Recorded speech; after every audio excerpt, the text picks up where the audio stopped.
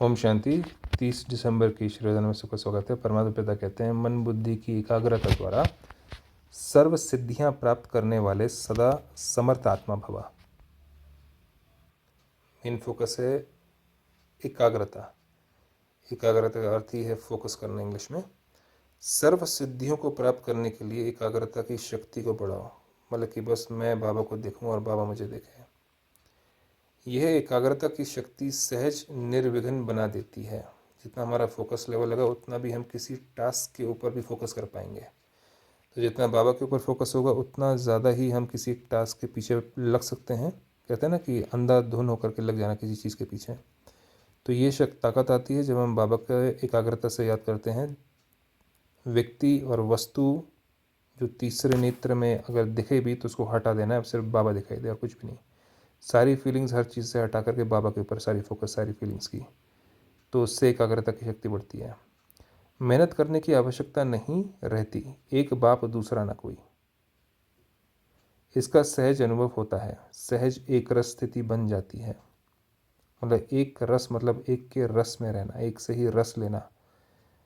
तो परमात्मा से ही प्रेम का रस लेना, परमात्मा से ही सुख का, आनंद का, खुशी का, शक्तियों का, ज्ञान का रस लेना, दुनियावी रसों से दूर होते जाना।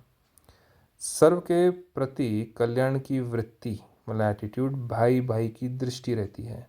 जब बाबा पे फोकस रहता है तो सोल कॉन्शियसनेस बढ़ जाता है हमारे अंदर, उसका लेवल बढ़ जाता है सोल कॉन्शियसनेस का। तो माया अटैक नहीं करती, भाई भाई की दृष्टि रहती है, सर्व के प्रति कल्याण की वृत्ति रहती है। मतलब दूसरों की एटीट्यूड से, उनकी वृत्ति से, उनके तौर तरीके से हमें कोई असर नहीं पड़ता। हमें वो बचपना लगता है, खेल लगता है उनका।